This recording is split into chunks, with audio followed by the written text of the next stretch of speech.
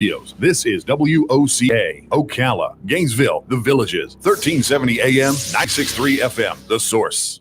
Well, I'm just going to run this to the ground, this bumper music. Summer Wind was just named the #1 karaoke song in America. It's kind of fun. And Galen didn't even know this song.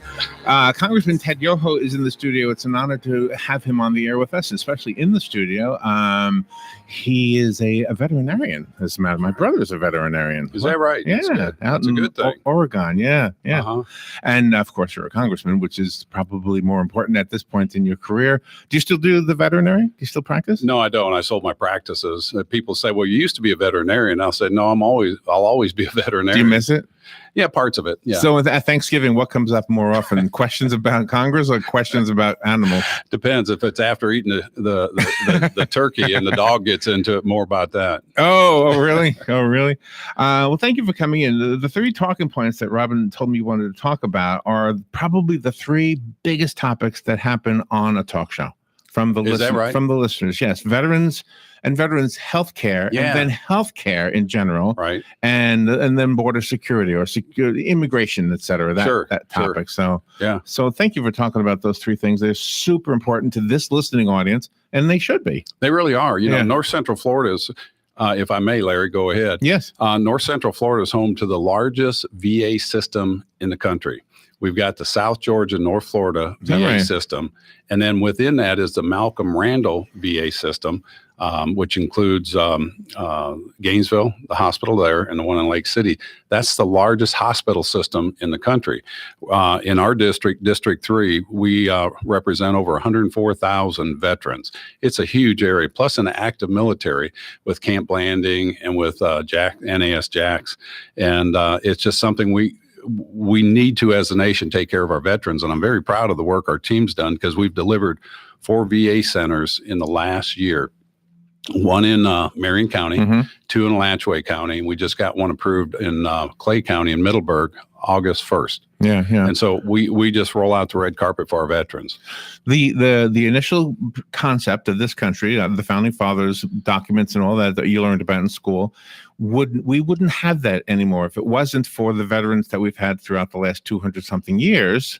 And that's why it's so important. I mean, and it's amazing how many people don't grasp that.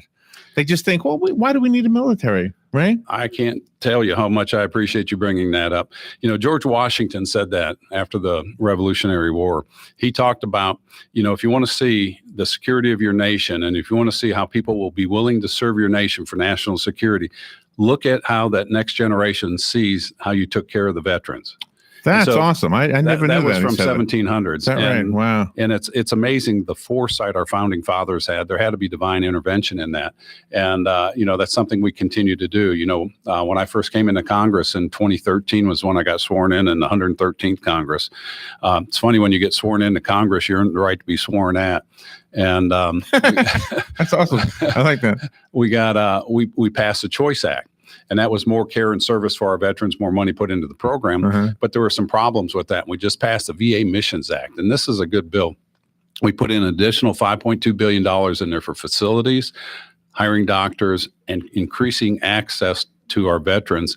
In addition to that, it expanded the coverage. Some of the old bills would service post 9/11 veterans, but not ones before that. This bill gives care to all veterans from any conflict. Yeah. And so this is something that we made sure that also covers care or paying for the caretakers of our veterans. Whereas before, if you had a family member taking care of a veteran, it wouldn't be covered if they were pre 9/11. This covers that. And the GI benefits or the educational benefits, previously, you had to use them within 15 years. That cap has been taken off. It's any time in your lifetime, and you can extend it to a family member. What is the process? Kind of take us, if you could, to show us with words what you do. When you have a great idea like that, how do you get the others on board so that this can be a reality in our country? Probably the best thing, and I don't mean to be elementary here, but the Schoolhouse Rock videos, that's how a bill happens. You introduce a bill, but just to introduce a bill, it means nothing. You have to market that bill. I'll give you an example.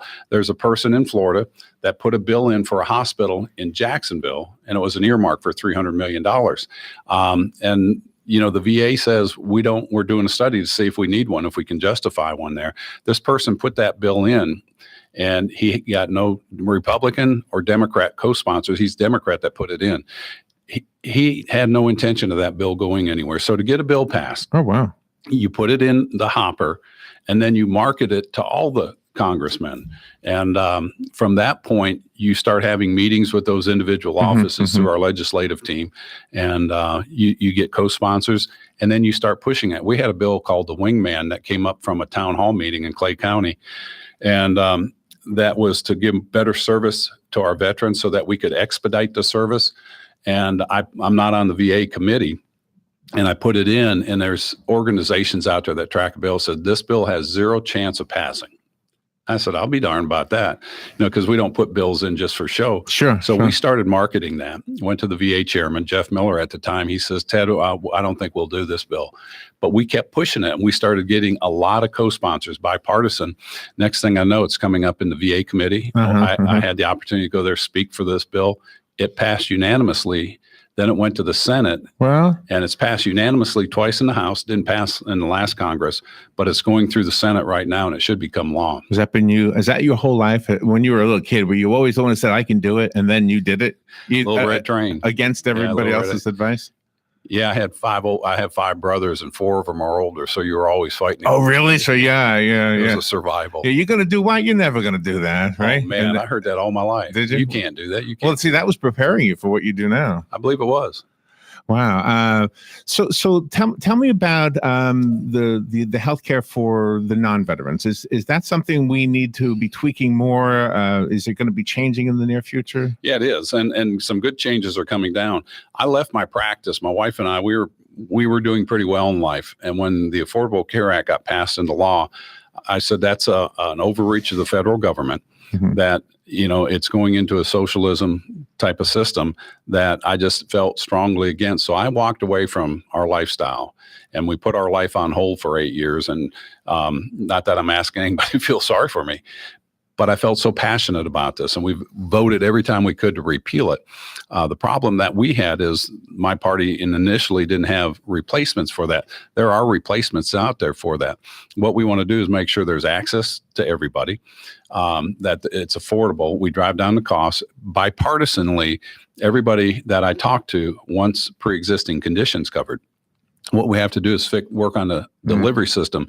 What I saw them doing up there, or us doing up there, we're looking into the 20th century and trying to fix healthcare from there instead of looking into the 21st century. Access to healthcare is one of the big struggles we have. If we use IT, everybody pretty much has a smartphone today. You can get an EKG on that. You can hold it up to your eye. You can look at an eye condition like your retina, and then we can increase the access to a person, to a doctor that can prescribe and say, you know what, you do need to come in. And so we need to start focusing on the 21st century. And then the other thing is, and we stand with President Trump, is going after the pharmaceutical companies and the insurance companies, driving the price down. I can buy epinephrine as a veterinarian, and I can buy a bottle that'll have the equivalent of 60 doses for a human. Okay. And it costs me about $15. But an EpiPen with 1 dose costs about $350 on the human side. I knew it was high. Yeah. And you sound like our listeners. What you are saying is what I hear from this listenership. Yeah. I mean, 95% of them anyway. It is that whole idea that we need to have less government overreach, but at the same time, some government oversight. Does that make sense? Oh, absolutely. There has to be some oversight, but not the heavy hand. And keep in mind, I am a listener. I am out there. I was a guy out there working every day since I was 15. I've worked in agriculture, from packing trucks with produce all the way up being a veterinarian. And, I was out there every day and just frustrated with what government wasn't doing. They talked about it, but it never got done. And that's why I ran against the incumbent who I'd always supported. One of the things is like tax reform. They talked about getting tax reform, but they didn't do it. We delivered it. We got the largest tax reform since Ronald Reagan. And of course, some people out there like Ms. Pelosi and Chuck Schumer say it's nothing but crumbs. You talk to the people out here on the street, if I've got people getting an extra $150 a pay period, they get paid twice a month. Yeah, well, to Nancy Pelosi, maybe it's crumbs, but to the rest of us, yeah, I kind of like those crumbs. It's significant, yeah. Let me ask you about the button-pushing topic of the day, which is immigration and border control, border security, maybe is a better way to say it. To me, if I could just tell you my thoughts on this, the president hasn't introduced any new laws. Those laws have been in effect for a few presidents, right?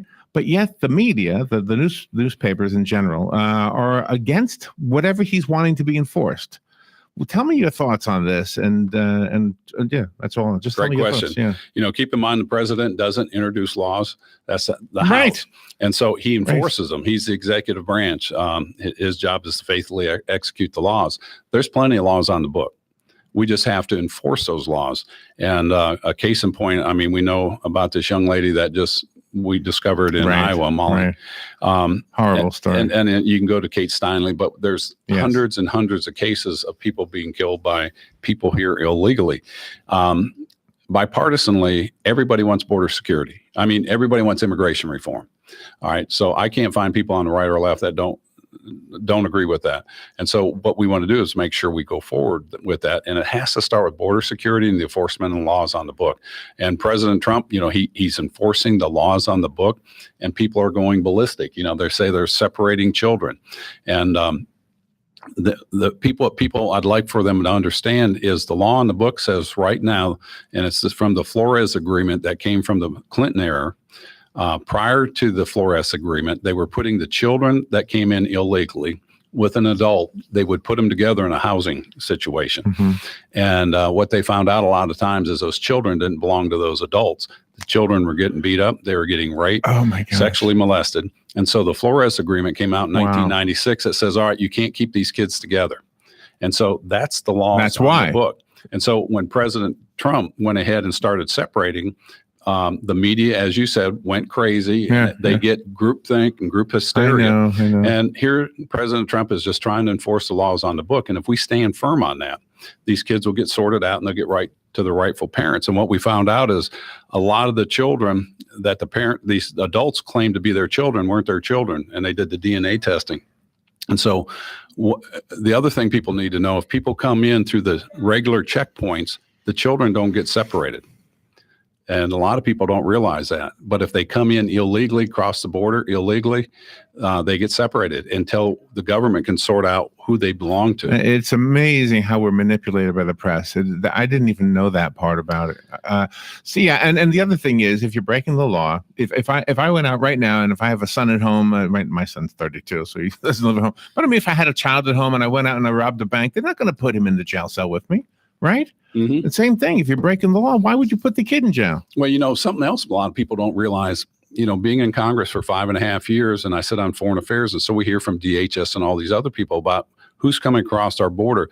The coyotes were bringing children from one of the countries in Central or Latin America somewhere. Mm-hmm, mm-hmm. They're coming across the border. Parents were shipping their kids over here without the parents. They're shipping them with a coyote. And we've got actual case reports where the coyotes would call the family member in the States, an uncle or a cousin, and they would say, we need more money, up to $5,000, $10,000. Mm-hmm. And they were removing ears, parts of the finger, shipping it to the people, said, I need more money for your child to come in. Oh, my gosh. Parents were shipping their children with birth control from Central America, knowing their daughter was going to get raped. So parents were separating their children knowingly, sending them here. Horrible. And, it's a terrible condition down there. And our goal is through, different foreign aid groups that we have to make sure that we can develop an economy down there so that people want to stay. And that's what we're working on. We've covered the 3 topics that you told Robin you wanted to talk about. Can I throw one more in? Sure. The whole energy thing. What are your thoughts on that? I mean, the president is wanting us to go back to coal. And it seems like we've had guests on who have written books about coal. Mm-hmm. And I'll be honest with you, we've had those who are absolutely opposed to it and those who say there's no reason to be opposed to it. It's not like it used to be. What is the truth about that? What direction do you feel we should be going? All of the above choices that we have. Crystal River, we went down and toured their plant. They've got coal down there and they've got nuclear. Back in the old days, the coal's plants were pretty bad. Today, we've got clean coal energy. Back in the old days, a coal plant would put out over 50 pounds of mercury a year into the atmosphere. Mm-hmm. Today, it's less than two pounds. So that's a huge difference. Mm-hmm. And so the technology has gotten so much better that the clean coal is a viable way to go. The problem is a lot of the developing world, India and some of these other places, they don't use that technology. If they were to convert to that, the amount of pollution coming out of coal would drop way down.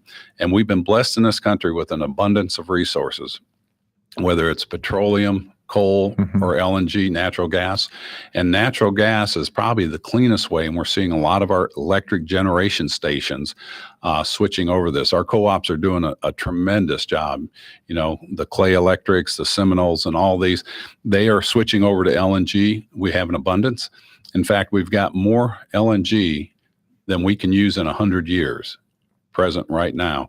And so we're exporting this to allies around the world. And we've got a big initiative to send it down to Puerto Rico, let Puerto Rico be kind of the LNG hub for the rest of the Caribbean because they're buying heavy number 2 oil from Venezuela. That's not good for the environment. Congressman Ted Yoho is with us, U.S. Representative Ted Yoho. And at this point, I'd like to say nothing and allow you to kind of just say whatever you would like to say to this listening audience. For those who don't know, I can imagine somebody who doesn't know Mr. Yoho, but you are the current congressman for District 3? Yes, sir. Am I saying it right? Okay. So how much time do I have? You go for it. You just take whatever you want. Well, I'd just like to everybody know it's been an honor and a privilege to be a representative for District 3. I feel like we've been a strong conservative voice up in Washington. We've got some amazing things that we've done with tax reform. The border wall is being built right now. It's been funded in portions. It's going to go in stair step. And, we support all that. We've supported our veterans with the 4 VA clinics. We're going to continue to support our veterans. And probably one of the biggest things we do is work with veterans. We spend about 56% of our time on our cases with our veteran population. We're very honored to be able to do that. My past is a veterinarian practice for 28 years. My wife and I are Christian conservatives, family. We've got 3 children, and we decided to run for Congress because we were just fed up with what wasn't being done. And so, you can't fix it all in a day. It didn't get here overnight. It's been 200 plus years to get to this point, but we are seeing the positives with the tax reform, rolling back billions of dollars in legislation that saves the American taxpayers hundreds and hundreds of dollars. And so we're going to continue to do what we're doing on immigration. I'm excited coming from an ag background. They have taken our ag guest worker program that we wrote, and it's been put into the bill, the Bob Goodlatte bill that we're supposed to vote on when we go back. Mm-hmm. And this will pretty much fix immigration. And then, it's been an honor to do that. And then I sit on foreign affairs. We have the largest reform to foreign aid since 1971. It's our bill. It's already passed the House unanimously. It's passed the Senate Foreign Affairs Committee unanimously. And there's one senator that's holding it up, and we think he's going to switch. This will be revolutionary in that how we give out foreign aid, because instead of giving $1 out and getting nothing in return, we can invest in a country. And it works off a model that's returned money to the American taxpayers 40 out of 41 years. And we want to continue that. I'm asking people to go to our website, tedyoho.com, to find out more about us. My personal cell phone number is 352-665-8223. If anybody wants to call me, we're happy to talk. And other than that, don't forget to vote August 28th. In the Republican primary, and I hope you see that bubble that says Yoho and fill it in. God bless. All right. You know what jumped out at me when you said we decided to run for Congress? You were including your wife in on the family, the whole family. I like the we part. It is. My wife, I met her in the 4th grade. The 4th grade? Got married on Valentine's Day. And she has put up with me for 43 and a half years. Wow. We are a team. I think we all wish that would have happened to us, don't we? We all wish we fell in love in 4th grade and just stuck with that person. Wow. Can I ask you some left field questions? Absolutely. These harmless, stupid little things, okay? The first one is, have you ever owned a hamster? Well, you're a veterinarian. I did. Did you? I did. I was 6 years old. Thing bit me, and I was happy when I could get rid of it. Yeah. Mine always bit me too. I had the cedar chips and all that. Yes, and you can. Whenever I smell cedar chips, I think of hamsters. I do too. Yeah, that's still the way it is. All right. Absolutely. Next one. Do you currently have any bird feeders hanging in the trees outside of your home? I do. You do? I do. We have bird houses, and we have hummingbird feeders, and we have seed feeders. Did you build them? No. All right, and the last one. Sinatra or Elvis? Depends on the mood and the color wine I have, I think. And the color wine. Oh my gosh. Red or white. Congressman Yoho, it's an honor to get to meet you. Hey, appreciate it. Thanks for having me on. Spoken on the phone one time. Yes, sir. First time I've met you in person, though. It's been an honor. Thank you for coming in. I appreciate you allowing me to come in. You have a great day, and keep doing the good work you're doing. Thank you, sir. All right, we're gonna wrap it up with the karaoke version of Summer Wind, by the way. So you won't hear Sinatra unless you want to try to imitate him. No, that's okay. No. Thank you. And Kat, thank you. Nice to meet you. We'll be right back.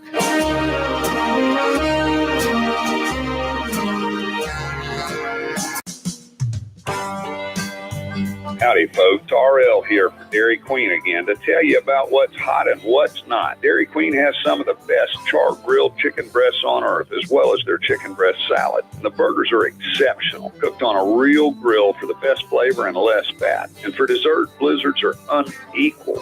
Personally, banana split is my all-time favorite. Dairy Queen Silver Springs, where we always treat you like kings and queens.